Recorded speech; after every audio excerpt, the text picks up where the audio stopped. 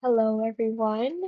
I am Krista Graho. I am the research coordinator at the Asian Pacific Institute on Gender-Based Violence. I am here today to share a presentation about needs assessment planning, and we are going to define needs assessments, and we're going to think about the ways in which you can use them to help your organization. Our mission at API-GBV is to disrupt gender-based violence, which causes physical, sexual, emotional, spiritual, and economic harms within Asian American, Pacific Islander, as well as Middle Eastern and North African communities throughout the United States and the territories. So we have a very similar mission to many direct service provider organizations. In order to share some of the breadth of the communities and the diasporas that are being served and the communities that are being served, I wanted to share this map which shows the origin of the country of origin of many communities that API-GBV will be working with or works with, as well as the communities that service providers and community-based organizations are serving in their day-to-day. To get into the learning objectives and the purpose of this training. By the end of this training, you should be able to 1. Describe what a needs assessment is using your own words, and 2. Use a simple framework to plan out your own needs assessments.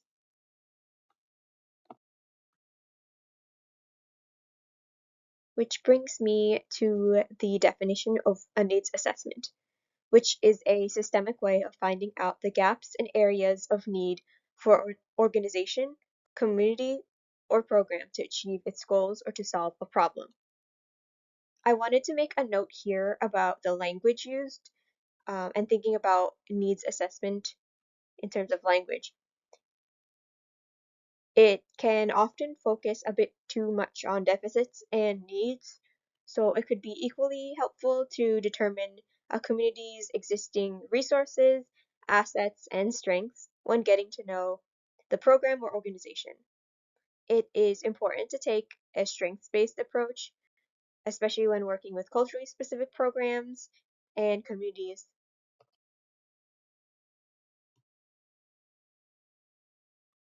This brings me to a similar type of assessment, which is asset mapping. So this is an applied type of needs assessment that looks at a systemic way to document the existing resources and strengths of a community.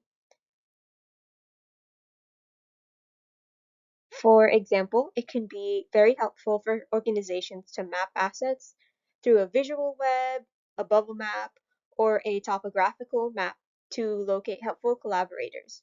This could include anything from human services offices, public transportation lines, religious institutions, and other community resources. People are also considered resources and could also be mapped out.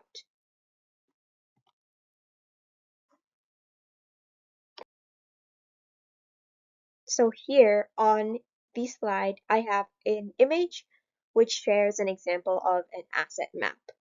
So in this map, this is more of a map, not a literal map in terms of location for things, but thinking more about the relationship between the organizations that provide services to survivors. We see here in the bottom that there are some information about the types of ties and the types of relationships that are between these different organizations as indicated by a solid line or a dotted line.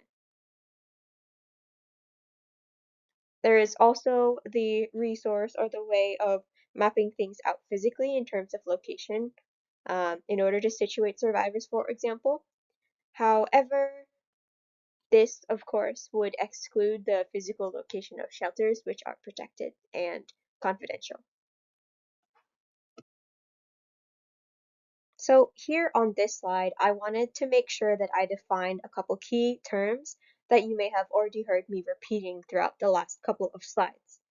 First, I wanted to make clear the definition of needs, which is the gap between what a community, organization, or program finds necessary and what is currently available, as well as resources, which I have also used the word assets. They can include anyone or anything that is used to improve the quality of life for the folks who are participating in a program.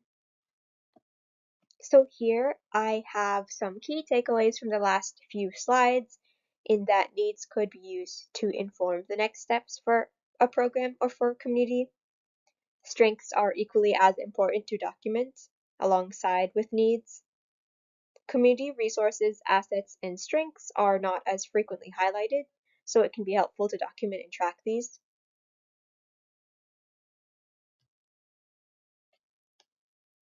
So I would like to pause here and invite everyone who is listening in to think about a primary reason your organization has conducted or would conduct a needs assessment.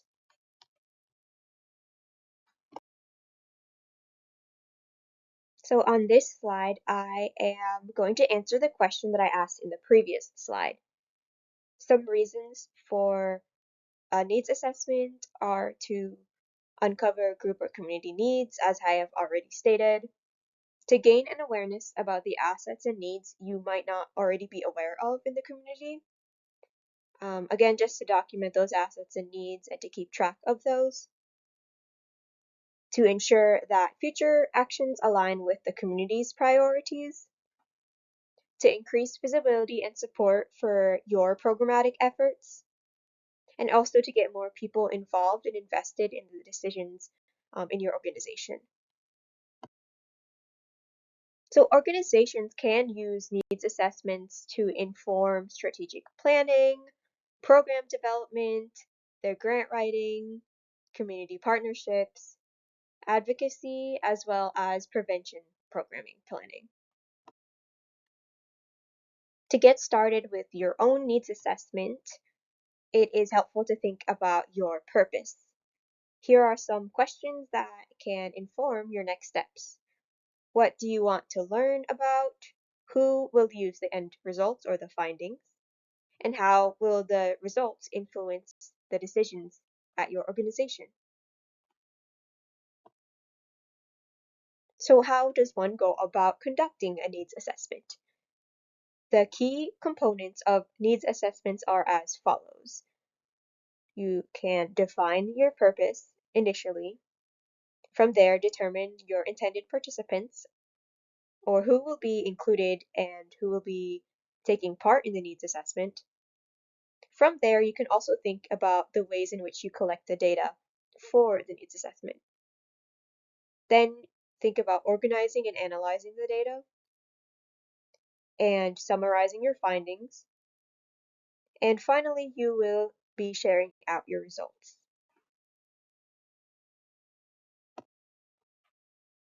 So to get at the question about who, it is important to identify who your stakeholders might be participating in terms of participating in the needs assessment or who may be helpful to inform when developing the needs assessment. Some examples could include survivors, community members, youth, elders, faith leaders, partner organizations, staff, as well as community leaders. We can engage with these different stakeholders through advisory committees, advisory boards, and other ways of engaging community. Some other important considerations are culturally responsive ways to engage with community members. This means thinking thoroughly and planning ahead for ensuring that those who you are inviting to participate have language access and are able to speak or write and engage with the material in the language that they need. This also means that you need to build trust with your stakeholders and with those who are involved with your needs assessment. Of course, there is a need for trauma-informed practices, which you all will know as you are service providers or you work with survivors or are very familiar with working with survivors. This also means inclusive recruitment and finding ways to make sure that you can meet with community members and allow them to participate to the fullest that they can. This also means respecting different cultural contexts. I also wanted to pause here and invite everyone who is attending this training to think about what would help build trust when collecting information in your community. So a natural question from the previous slide might be how, or how are you going to collect that information? So some of the most common forms to collect information for needs assessments include surveys, focus groups, using existing data, community meetings or listening sessions, as well as interviews. In this section of the presentation, I will be breaking down the different survey or different needs assessment methods and providing some of the strengths of the method as well as some considerations or trade-offs about what to consider. So for the methods of surveys, they are very helpful for broad community input. It allows you to collect a very large amount of information in a shorter amount of time. Something to consider is that it is quite efficient. However, you may not get as much depth in terms of your responses. Another consideration that I will briefly say for surveys is that it also requires time to craft surveys that are in line with the community or with the program participants who you are going to be asking. Next, we have focus groups. Focus groups are kind of a group interview type of setting. So you will have a facilitator who will be guiding a group of individuals through a semi-structured list of questions. So it is similar to surveys in that there are a set amount of questions. However, it is very strong for peer learning as there is the group setting, and it is very good to have for in-person events in terms of settings.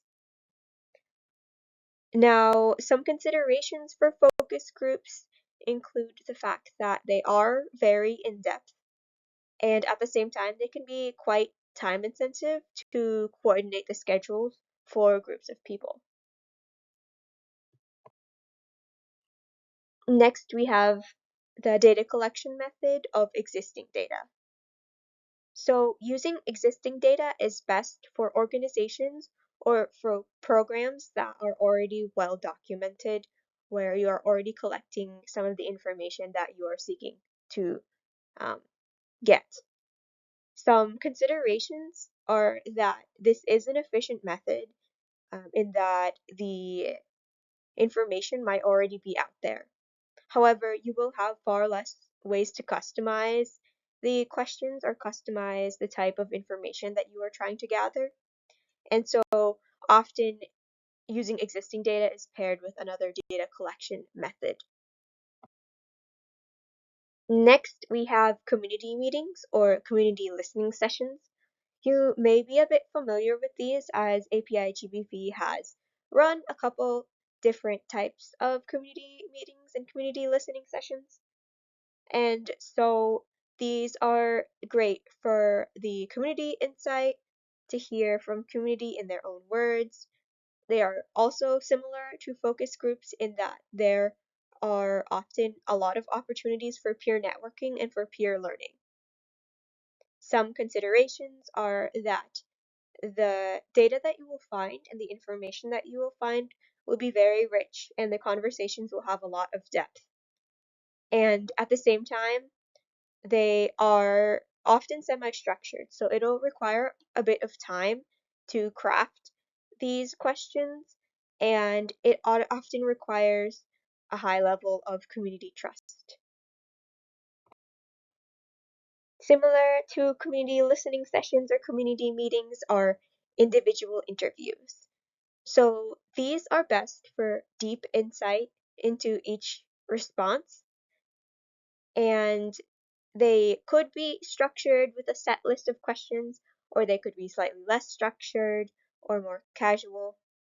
Some considerations for individual interviews is that yes, it is also time consuming, but these can be a bit more flexible in terms of scheduling than planning for listening sessions, for example.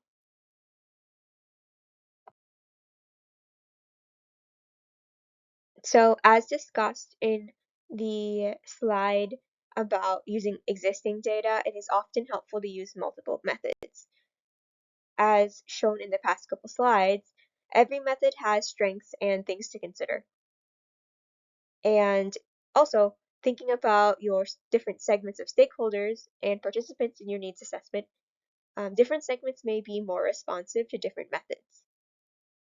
Even in some of the major research and evaluation projects at API-GBV, we often use surveys to initially collect information before we move on to something like listening sessions, for example. So looking at our 2023 needs assessment where we had a national survey, we were able to implement a similar survey for a 2025 needs assessment.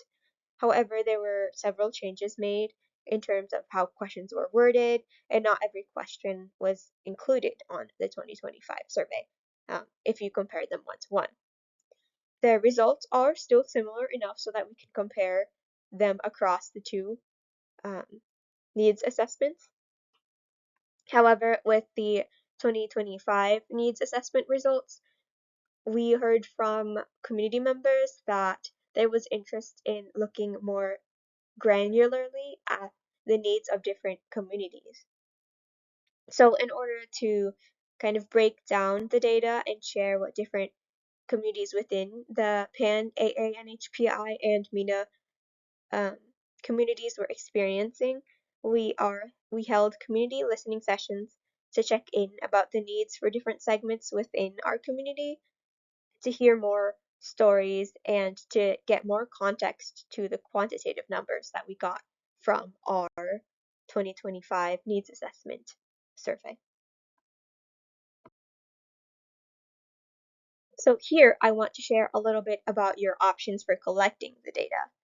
As I mentioned before, we at API-GBV have often used surveys that are online, but in general, most types of data collection will require a set questionnaire, aside from using existing data, for example. And in terms of the ways that you can deliver that questionnaire, this could be through online, this could be disseminated through your emails, you can have interviews conducted over the phone, and you could also have those individual structured interviews that can be virtual or in person. So within the questionnaires, you are going to have different types of questions. The questions can be open or closed-ended, and most open-ended questions are coded into qualitative measures or analyzed by themes. So besides those, and besides pulling quotes from those or sharing generally the themes of the different types of qualitative responses you might receive, I wanted to also share different types of questions that are used especially in surveys. So some of these quantitative measures that look more at numbers include ranked questions, where respondents are asked to place several items into a ranked order. There are also rating scales, where respondents are asked to rate an item or phrases against a preset criteria. So you may also know these as Likert scale questions, where a respondent is asked their level of agreement or disagreement with a phrase or a statement. We also have multiple select, where a participant is asked to select the response from a list of two or more options. So this is kind of like your multiple choice that could either allow for multiple responses or a single answer out of your choices.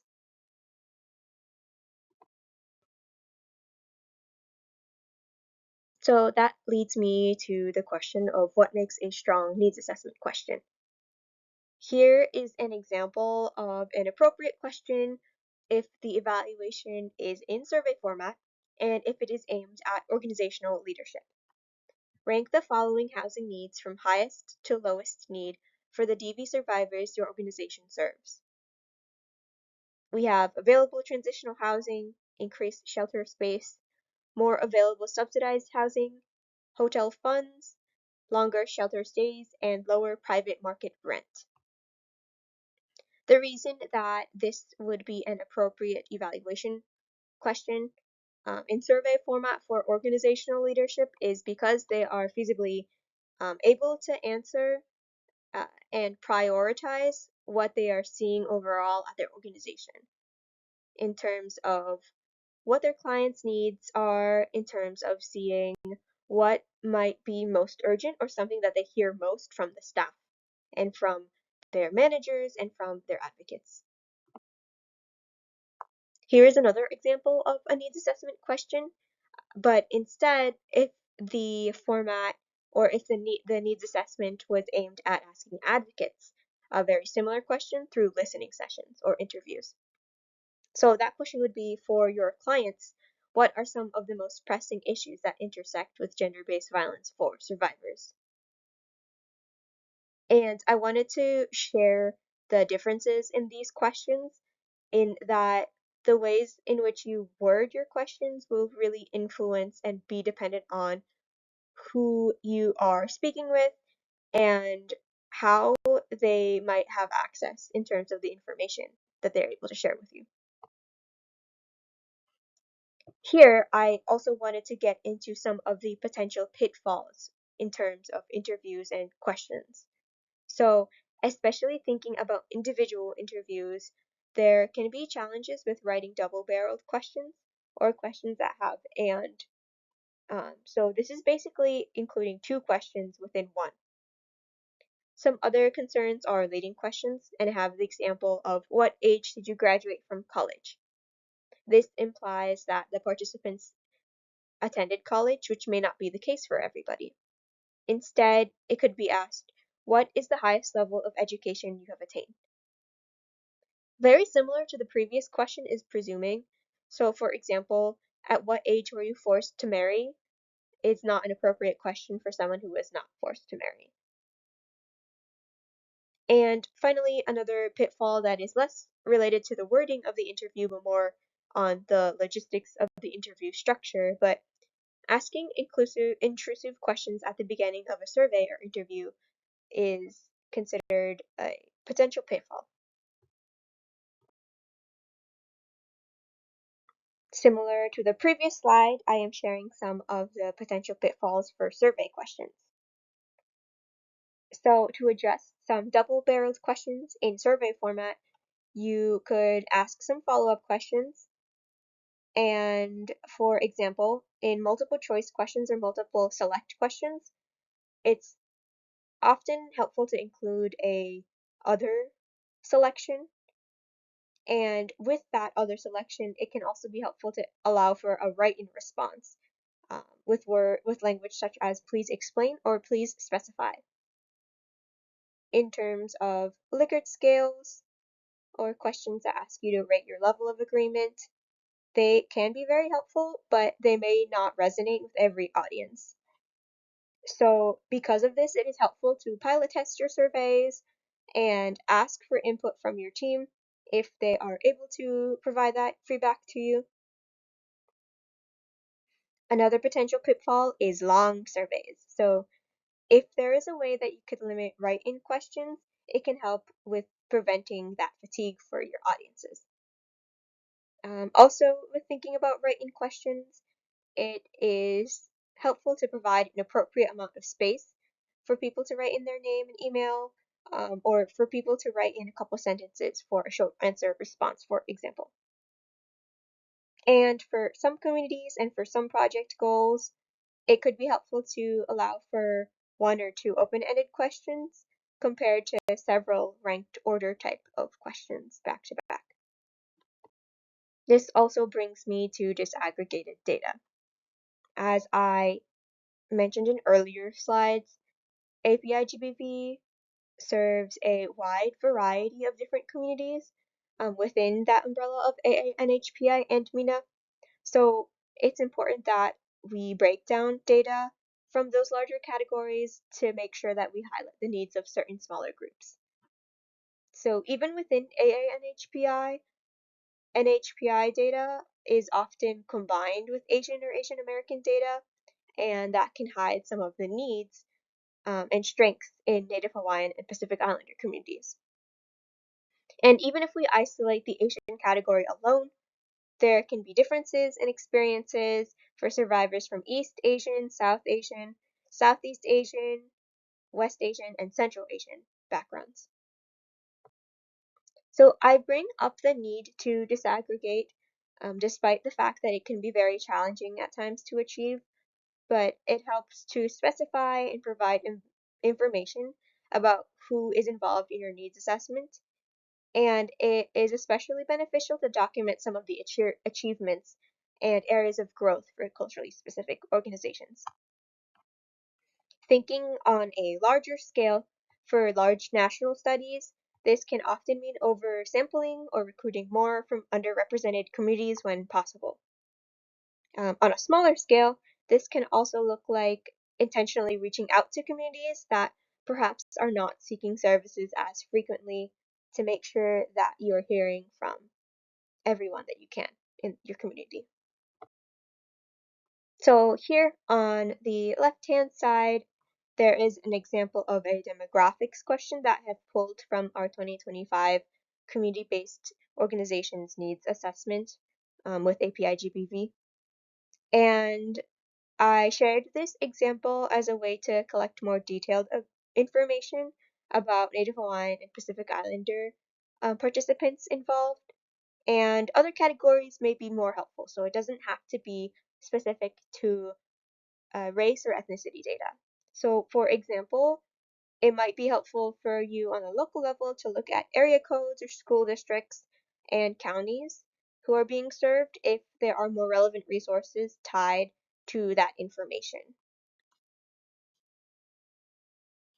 I also want to make note that the Pacific Islander ethnicities that were included on this question were some of the top most populous in the United States. And there are other ways to get this information if it is helpful. But again, if it is not necessarily relevant to your needs assessment, there is no need to necessarily go out of your way to seek that information unless it is helpful directly to your program goals and your needs assessment goals. So here I have some considerations for creating survey and interview questions, or just generally questions overall. As I said, there's a need to make sure that each question ties directly to your broader project agenda for your needs assessment to ensure that no information that you collect is unnecessary. Also, think about the contents of your questions and your audience. Can the respondents realistically know and be expected to know the answers? Will they be able to answer in that moment? Will they need to consult private records to provide an answer? And all of these considerations need to be taken to think about how long surveys will take and how long interviews might take. It's really helpful to allow respondents the option of responding with I don't know or not sure to an answer. There's also a need to match the language used by community.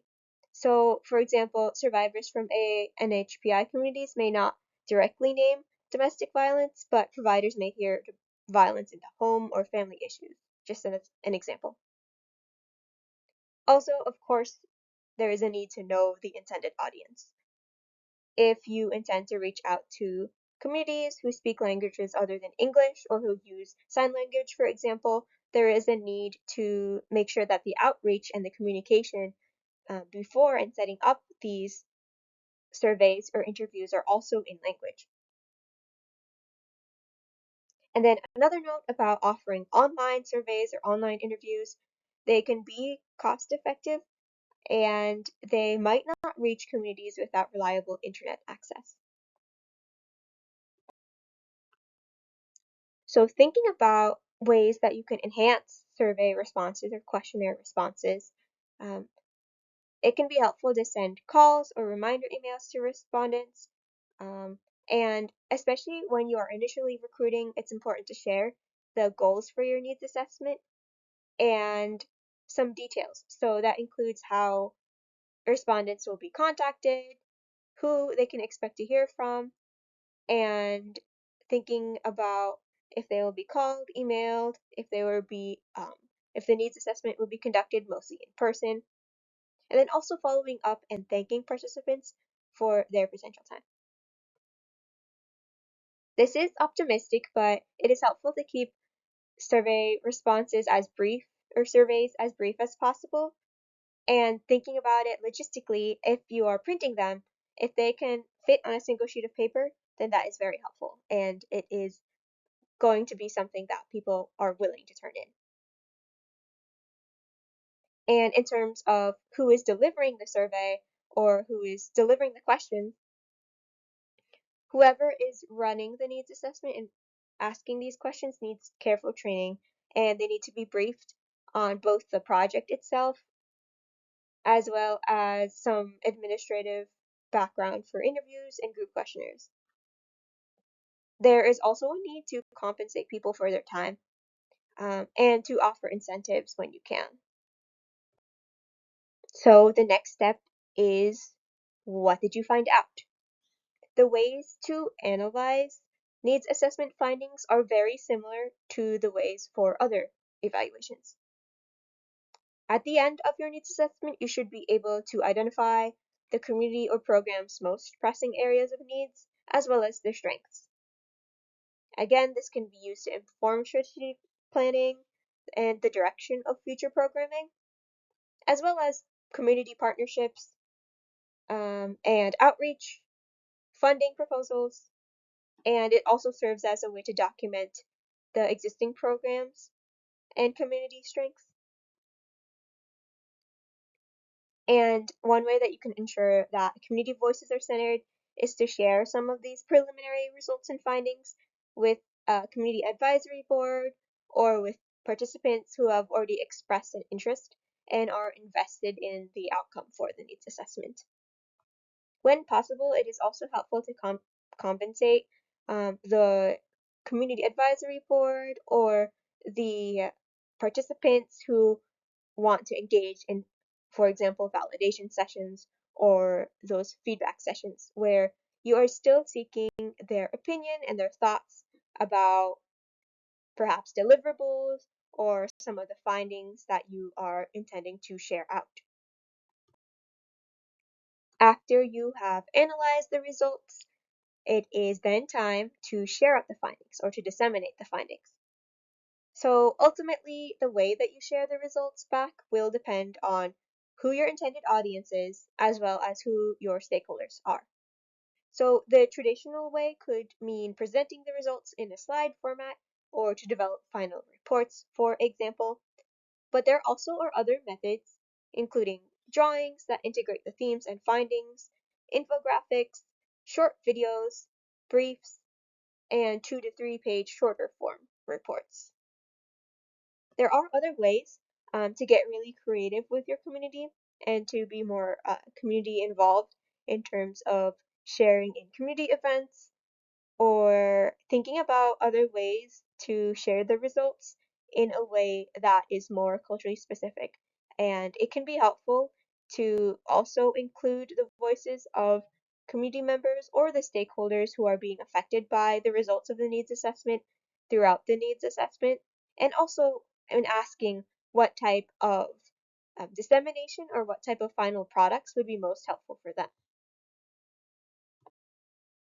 So this is a recap and thinking about the simple planning framework that you can take away from this presentation to then go and develop your own needs assessment for your community. So the first is to define your purpose. Then you want to identify who you want to hear from. Then you should choose 1 or 2 data collection methods. And from there, you're able to collect the information and summarize the findings or the information that you've gained. From there, you can develop an action plan. And then the last step is to share back the findings with the community members. I have here some reflections and some questions. So from this presentation, what are you most curious about regarding the process of needs assessments? Also, what is one action that you'll be taking after today's training? I ask that you please use the QR code to provide your feedback about this training presentation. If you don't feel comfortable, there can also be a link provided to access this evaluation form. Your feedback is very helpful to inform our future presentations and will inform us about any needs that we have moving forward regarding future trainings that we develop. If you have any questions, please feel free to contact the Research and Evaluation team at research@apigbv.org. Thank you very much for your time.